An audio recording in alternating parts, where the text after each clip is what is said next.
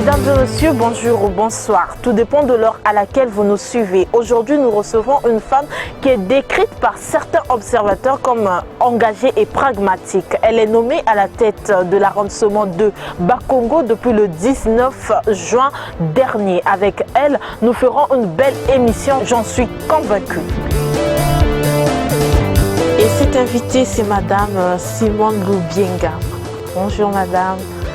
Merci d'avoir répondu à notre invitation. C'est toujours un honneur pour nous de recevoir une femme sur ce plateau, d'autant plus qu'au Congo, les femmes refusent de parler tout simplement. Nous vous recevons ici en votre qualité d'administratrice maire de l'arrondissement de Bakongo. Qu'avez-vous ressenti après votre nomination à la tête de cet arrondissement chargé d'histoire? Je vous remercie. C'est vrai que le premier sentiment, c'est déjà un sentiment de fierté, un sentiment qui est mitigé aussi de fierté, mais également de légère angoisse, parce que ce n'est pas toujours facile d'accepter des charges aussi importantes. Oui, surtout à Bakongo. Oui, surtout à Bakongo, mais je vais dire partout ailleurs. Toutes les charges qui sont importantes sont difficiles à assumer. Donc Bakongo, c'est un peu le berceau de l'histoire de Brazzaville, parce que Brazzaville commence en fait à Bakongo. Que vous inspire cet arrondissement? Cet arrondissement de Bakongo, c'est un arrondissement, c'est vrai, qui est parmi les premiers de Brazzaville. Il a été donc créé par arrêté de Félix Yeboué le 31 décembre 1943. Et à l'époque, il y avait 3 villages. Il y avait le village Luango, il y avait le village Mbama, il y avait le village de Mukudjikwaka.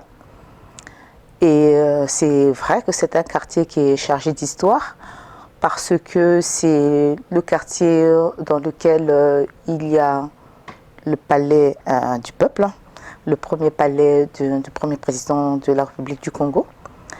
C'est un quartier dans lequel qui est chargé d'histoire parce qu'il y a la route des caravanes, la piste des caravanes, qui passe d'ailleurs devant mon arrondissement, devant le siège de la mairie.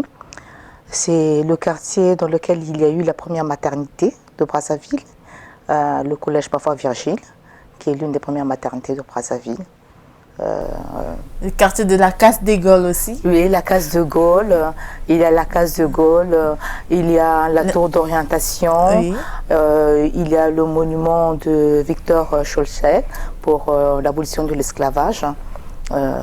L'Institut Sony Laboutansi. L'Institut Sony Laboutansi. Moi, j'appelle Bakongo le quartier latin parce que il y a le centre, l'Institut français, ancien centre culturel français. Où est née la SAP aussi, qui est aujourd'hui repris dans le monde entier. Ah oui, c'est vrai que c'est un mouvement qui, au départ, avait peut-être été négligé. Un départ marginalisé, mais qui aujourd'hui a pignon sur rue. Est-ce que vous en tirez profit? Parce que là, dans d'autres pays, quand les touristes arrivent pour voir tout ça, l'appel du général de Gaulle s'est fait ici même à Brazzaville, à la Case de Gaulle. Est-ce qu'aujourd'hui, le quartier tire profit de tous ces avantages historiques? Tirer profit, c'est peut-être trop dire, mais c'est vrai que il y a un effort à faire au niveau des habitants de Bakongo, au niveau des habitants de Brazzaville, pour se réapproprier son histoire. Parce que quand l'histoire est écrite par d'autres personnes, c'est difficile. Mais il faut se réapproprier son histoire. Parce que quand je parle avec les Brazzavillois, il y a beaucoup qui ne savent pas qu'il y a une tour d'orientation à Bakongo. Il y a beaucoup qui ne savent pas qu'il y a la route des caravanes qui passe à Bakongo. Donc il faut se réapproprier son histoire. C'est nous qui devons réécrire l'histoire et attirer les gens. Aujourd'hui, il y a un contraste à Bakongo, il y a cette modernisation qui arrive, qui s'impose avec la construction du viaduc sur l'avenue de la Corniche. Il y a encore des anciennes maisons qu'on voit, qu'on ne veut pas lâcher. Qu'est-ce que vous ressentez par rapport à tout ça, vous, en tant qu'administratrice? Vous savez, en tant qu'administrateur maire, je vais dire que la route de la Corniche se fera.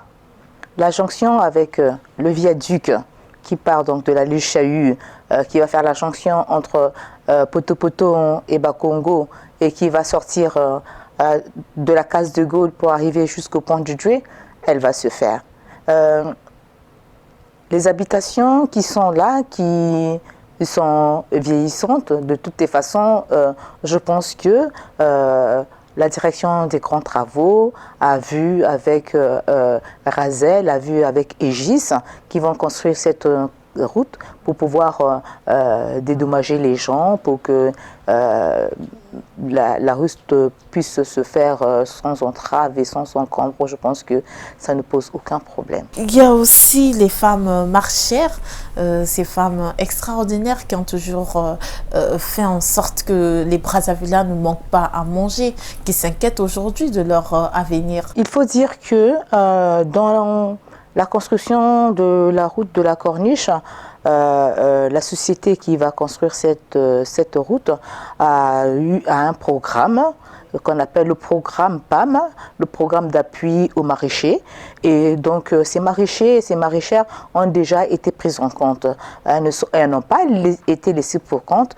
Et d'ailleurs, pour votre information, hier à la commune de Bakongo, à la mairie de Bakongo, il y avait cette société Aegis qui a regroupé ces maraîchers et ces maraîchères pour leur redonner des places pour qu'elles puissent continuer à faire leur maraîchage, parce que à Brazzaville, c'est vrai qu'au niveau de la Corniche, cette ceinture maraîchère nourrissait très bien la ville de Brazzaville.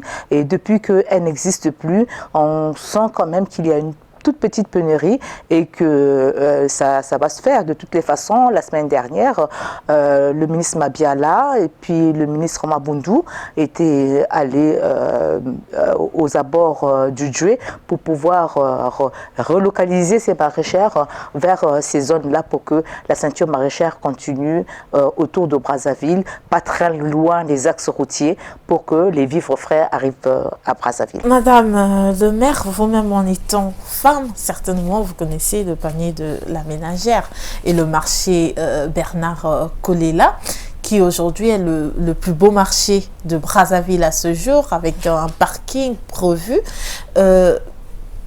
Aujourd'hui, est-ce que toutes les femmes ont pu avoir accès à ce marché, toutes les vendeuses et les vendeurs? Le marché Bernard Kolela va se construire en 2 modules.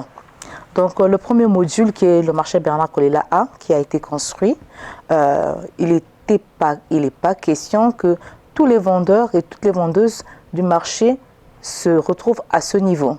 Il faut dire en termes de capacité que le marché Bernard Kolela A, qui a été construit, ne constitue que le 8e de tout le marché. Donc d'ailleurs, pour votre gouverne, dès la semaine dernière, hier, aujourd'hui et demain, la société Franco Villarici, qui est en charge de construire ce marché, a déjà commencé l'aménagement du site pour continuer, pour construire le marché Bernard Kolela B, qui va être en face du marché Bernard Kolela A, avec une passerelle.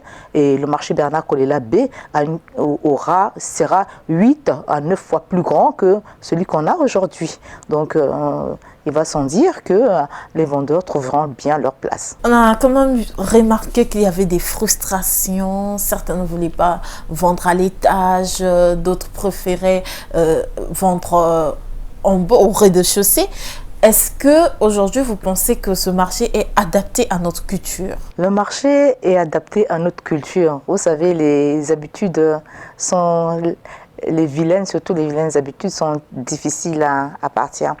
Mais nous entrons dans la modernité. Mais nous allons y arriver. à la modernité. C'est vrai que moi, j'ai été au marché Bernard Kolila à l'étage. Bon, ce sont les mamans qui se sont plaintes qu'elles ne pouvaient pas monter les marches pour y accéder.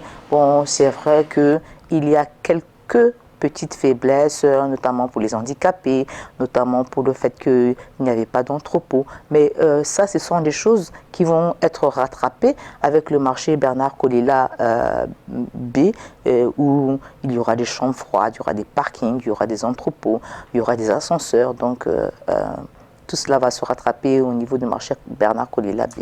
Et on a prévu aussi un espace pour des personnes vivant avec handicap, pour leur faciliter l'accès. Oui, bien sûr, c'est ce que je disais, c'est-à-dire qu'il y aura un ascenseur, il y aura une facilité d'accès pour les personnes vivant avec le handicap, il n'y aura pas de souci par rapport à ça. Que pensez-vous aujourd'hui de cette ambiance qu'il y a à Bakongo, surtout le soir, les jeunes venant de partout? Est-ce que vous pensez que c'est un quartier calme? Oui, Bakongo, c'est un quartier paisible. Bakongo, c'est un quartier où il fait bon vivre. Bakongo, c'est un quartier où on est en paix. Parce que quand vous arrivez à Bakongo, sur la détente, à la détente, au lampadaire, vous voyez les gens qui sont là, qui sont assis, qui mangent leur grillade. J'ai vraiment pas de problème à Bakongo. Quand on arrive dans les locaux de la mairie, on constate quand même que le bâtiment vieillit avec le temps, les photos, les images s'effacent.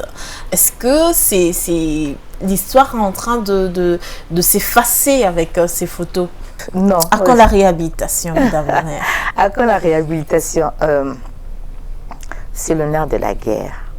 Vous savez, moi j'ai été nommée le 19 juin par arrêté, donc par décret présidentiel, et j'ai pris mes fonctions le 8 octobre. L'intronisation a été faite le 8 octobre, et depuis que je suis arrivée à la mairie de Bakongo, je pense que avec les moyens de bord, nous sommes en train de faire que les locaux soient quelque peu réhabilités. C'est vrai qu'au niveau de la mairie de Bakongo, nous n'avons pas bénéficié du programme de la municipalisation accélérée, donc d'avoir une nouvelle mairie.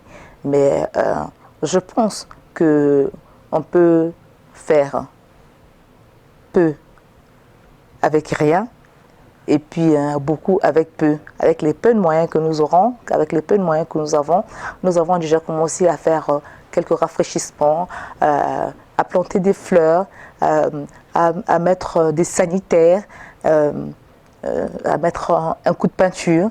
Et là, on a fait les iconographies, le tableau synoptique de tous les maires qui sont passés donc, à l'arrondissement de Bakongo, que vous n'avez peut-être pas vu, parce que j'attends de rafraîchir les façades pour afficher les photos. Je vous assure que si vous repassez dans 2-3 semaines, vous aurez un changement, parce que depuis donc, 1943, il y a eu donc 19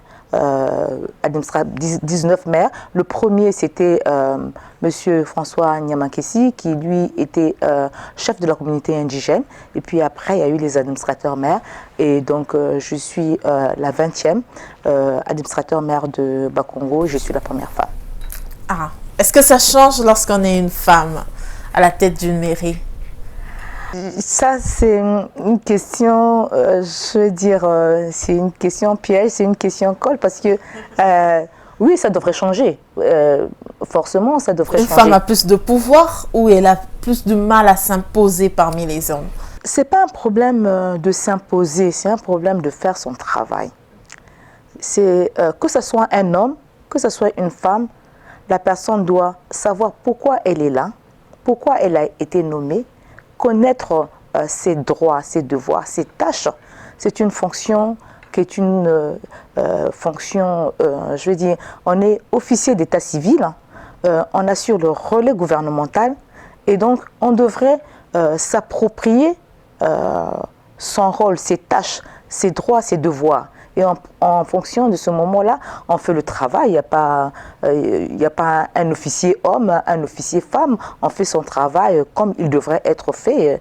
Que l'on soit un homme, que l'on soit une femme, il n'y a pas de problème. Madame, oui, c'est vrai qu'il y a une certaine... Bon, je vais vous dire, hein, par exemple, moi, dans mon cabinet, je suis l'administrateur maire, mais tous les membres de mon cabinet sont des hommes.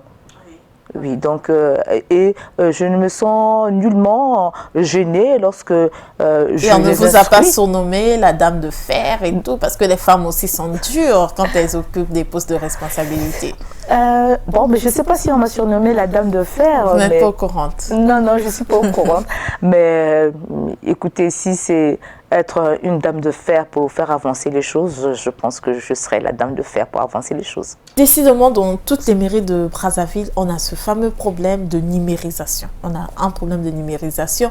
Les dossiers sont dans la poussière. Parfois, quand les Congolais arrivent parce qu'on a perdu son acte de naissance et tout, c'est tout un problème pour récupérer le papier, parce que ce n'est même pas un fichier. À quand la numérisation? À Bakongo, vous savez que depuis 1943 jusqu'aux indépendances, en fait, les actes d'état civil sont archivés à Nantes. Et chez nous, à Bakongo, il y a des archives. Je les ai trouvées. J'ai trouvé certaines archives de 1943 qui sont là. Mais si un incendie se déclare, tout ça disparaît en un clin d'œil. Bon, pour ce qui est numérisé, pour ce qui est à Nantes, ça ne disparaît pas. Mais pour les autres, depuis, je ne vais pas vous dire de bêtises, mais j'ai vu que depuis un certain temps, les actes de naissance sont produits de façon numérique. Donc, c'est un fichier. Oui, c'est un fichier qui est numérisé. Et donc, il y a un serveur. On fait ce qu'on appelle la sauvegarde de ces fichiers. Et donc, même si ça brûle, les fichiers-là sont sauvegardés, on va les ressortir. Parce que c'est un programme avec le gouvernement français qui est venu pour numériser ces actes de naissance. Avec Averda qui s'occupe de l'assainissement de Brazzaville et les grands travaux qui s'occupent de la réhabilitation des grandes artères, on a l'impression que les maires, leur travail désormais consiste à sinon fabriquer des actes de naissance et célébrer les mariages. Oh non, pas tant que ça. C'est vrai que avant c'était les administrateurs maires qui s'occupaient de l'assainissement.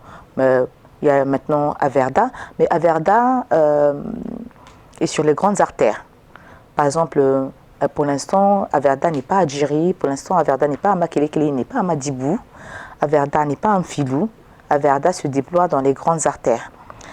Averda se déployant dans les grandes artères, il va rester le réseau, le maillage des voies, des voiries qui partent des quartiers pour arriver sur les grandes artères.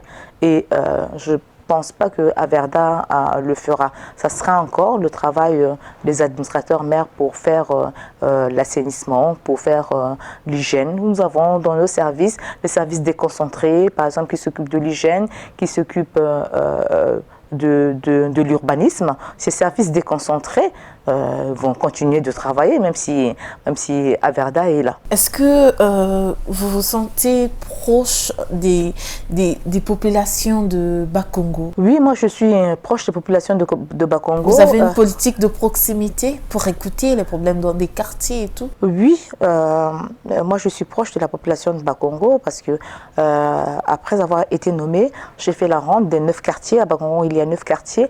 J'ai fait la ronde des 9 quartiers de Bakongo et où j'ai pu m'entretenir avec les chefs de quartier, avec les secrétaires des quartiers, avec les populations de ces quartiers, recueillir leurs doléances, toucher du doigt quels sont leurs problèmes.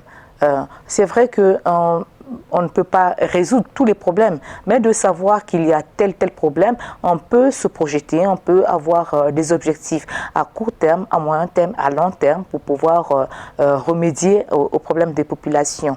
Je suis d'autant plus proche de la population parce que j'ai instauré avec les chefs de quartier un bulletin tous les vendredis pour me mettre au parfum de tout ce qui se passe dans leurs différents quartiers. Donc je pense que je suis vraiment proche de la population de Bakongo. Mon numéro de téléphone, il est toujours ouvert. Tous les chefs de quartier, tous les secrétaires de quartier, ils ont mon numéro de téléphone. Quand ils ont un problème, ils m'appellent et je ne tarde pas à réagir. Madame Simone Loubienga, vous êtes docteur. Donc, être médecin, c'est votre métier. Être administrateur maire, c'est votre fonction. Est-ce que ça vous manque, vos passions, la médecine? Bon, je veux dire que la médecine, c'est un sacerdoce. Administrateur maire, c'est aussi un autre sacerdoce. C'est toujours être au service des gens. C'est vrai que pour la médecine, on soigne les maux, les maladies. Mais quand on est administrateur maire, on soigne aussi la population. C'est aussi un autre sacerdoce. Mais je n'ai pas arrêté de pratiquer la médecine parce que je suis aussi enseignante à la faculté des sciences de la santé. Donc je continue de faire mes cours à la faculté des sciences de la santé. C'est vrai que j'ai un tout petit peu décroché au niveau du centre hospitalier universitaire, mais je vais reprendre incessamment sous peu. Je devrais d'abord prendre les bases de l'administration de la mairie, qui est une grande structure. J'ai toujours le mauvais défaut de faire les choses à fond. Est-ce que pour vous, c'est un défi? Est-ce que cela représente un défi pour vous? Oui, c'est un défi, mais c'est surtout un challenge. C'est surtout un challenge à relever. Nous avons les populations avec nous et nous n'avons pas le droit à l'échec. Les femmes font des choses extraordinaires dans notre pays, mais beaucoup préfèrent le faire dans le calme, sans attirer l'attention. Mais vous êtes très différente. Vous n'avez pas peur de vous exprimer, de montrer ce que vous faites. Pourquoi? C'est une culture. Oui, mais écoutez, moi je pense que lorsqu'on doit faire les choses et qu'on est en accord avec soi et qu'on sait que c'est pour le bien, même si le bien ne fait pas de bruit, il faut le faire, il faut le montrer. Je suis sûre que avec la nouvelle République, avec la nouvelle constitution du 6 novembre qui a été promulguée le 6 novembre, le chef de l'État, son Excellence Denis Sassou Nguesso, saura compter sur les femmes. Parce que cette constitution a fait une part belle aux femmes. Il y aura la parité, il y aura les jeunes qui vont entrer. Je sais que nous saurons compter sur son Excellence, Monsieur le Président Denis Sassou Nguesso, pour Mais vous, en tant qu'administrateur maire, vous resterez en retrait. Parce que là, vous devenez la maire de toutes les populations de Bakongo. Vous ne pouvez pas être dans le débat, au centre du débat. Ah ben si, justement, pourquoi? Mais si, justement, heureusement qu'on va être au centre du débat. Pour débattre, quand on est administrateur maire, on n'est pas maire que pour les femmes. On est l'administrateur maire de toutes les composantes politiques, de toutes les couches sociales. On est le maire de l'arrondissement. On est l'administrateur qui administre l'arrondissement. Donc, les femmes, les jeunes. C'est un petit État, hein, comme je vous ai dit tout à l'heure. Il y a tous les services à la mairie. Il y a les services déconcentrés, la santé, l'hygiène, le domaine public, le sport, l'éducation. Tous ces services-là sont représentés en tant qu'officier d'état civil. Il y a l'état civil, donc les actes de naissance, les procurations, les mariages. Tout ça, c'est un petit État. Donc nous avons le président de la République, nous avons le ministre de l'Intérieur, nous avons le préfet de Brazzaville, nous avons le maire de Brazzaville et après il y a l'administrateur. Il y a la campagne des révisions des listes électorales en ce moment. Est-ce que vous pensez que ça suscite l'engouement des jeunes? En tout cas, en ce qui concerne l'arrondissement de Bakongo, les listes électorales ont été affichées. C'est vrai que dès le premier jour, il y avait une certaine timidité à venir regarder son nom sur les listes électorales. Mais j'ai constaté que depuis quelque temps, disons depuis une semaine, il y a un certain engouement, les jeunes viennent nombreux pour venir se faire enregistrer sur les listes électorales, parce que je pense qu'ils ont compris l'enjeu qui est celui d'aller au vote et que la démocratie s'exprime dans les urnes. Et je pense qu'ils ont compris le message. C'est vrai que c'est un message qu'il va falloir, il va falloir une sensibilisation beaucoup plus importante. L'information ne suffisant pas. L'information, on a mis des banderoles, tu as 18 ans révolus, va te faire recenser.